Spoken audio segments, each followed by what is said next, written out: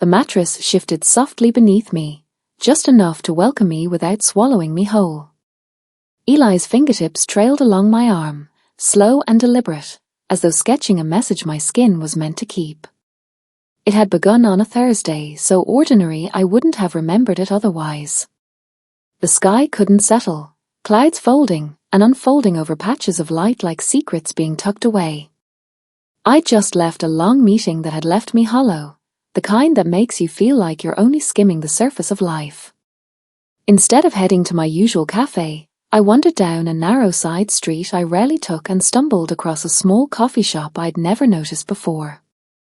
It sat quietly between two older buildings, its chipped green door and faded sign giving the impression it had been there for decades. Inside, the air was warm and earthy, thick with the scent of roasted beans. The walls seemed to hold stories in their paint. I slid into a booth near the window and ordered a cappuccino. My journal lay on the table in front of me, unfamiliar after months of neglect. I tried to write but found myself distracted, my gaze drifting across the room to two men at a table near the back. They didn't look related or even particularly close. One had a kind of open warmth about him, the sort of presence that reminded me of late summer afternoons. The other carried himself differently, watchful, composed, as though he noticed details the rest of us would miss. I realized too late that I'd been watching them longer than I should have. The warm one, Eli, lifted his head and met my eyes. He didn't look away. His expression wasn't bold, only quietly certain, as though he saw something in me I hadn't recognized in a long time. My breath snagged, and I dropped my gaze to the blank page of my journal. My hand trembled around the pen. A moment later, footsteps stopped by my table. I looked up, startled, and found Eli standing there. "Anyone sitting here?" he asked, his voice low and even.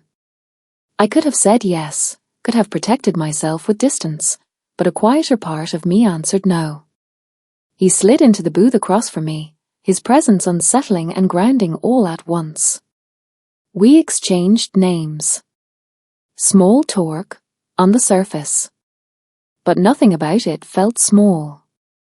Each question he asked carried weight, each answer seemed to draw us further into something deeper. Then the other man approached.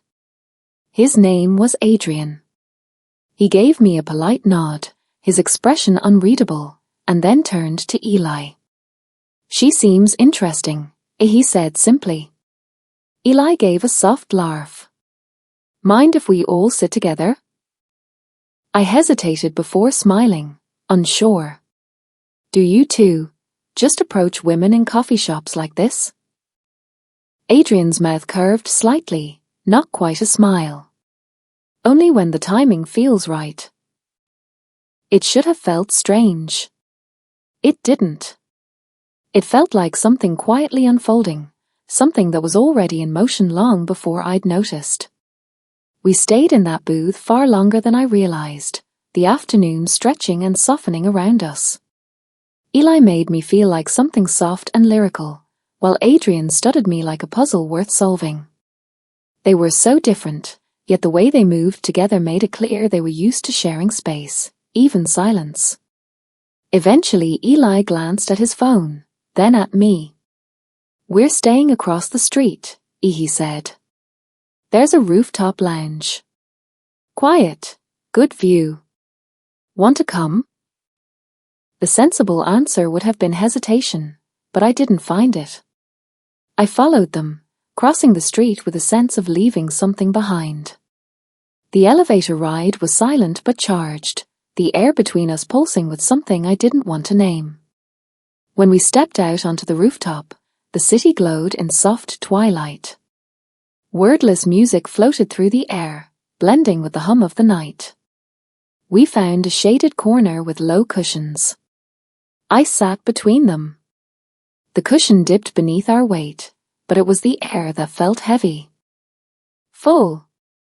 Eli reached for my hand, not to hold it but to let his fingertips drift lightly along the inside of my wrist. The touch sent a tremor through my chest. Adrian brushed his fingers against my shoulder, as though testing a boundary I didn't want to set. I don't know when we crossed the line into something more. It wasn't fast, wasn't loud. Every look, every shift in closeness felt deliberate, a question I was allowed to answer. Eli leaned in, his lips close enough that I could feel the whisper of his breath. "You're not what I expected," he murmured. Adrian's hand pressed lightly to my back, steady and warm. "She's better," he said softly. Words fell away after that. They weren't needed.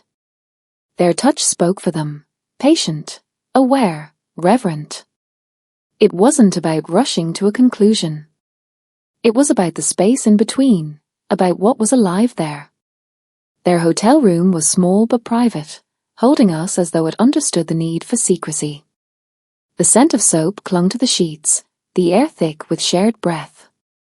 There was no performance, no pretense. Just the slow unwrapping of something rare.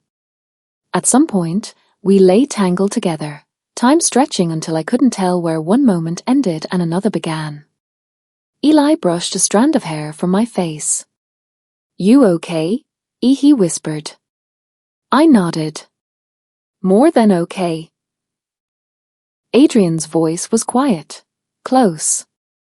"You feel like summer," he said, and I believed him. We stayed that way until morning light slipped through the curtains. Dressing was done in silence, but it wasn't awkward. It felt sacred, as though words might break the spell. Downstairs, they each took one of my hands.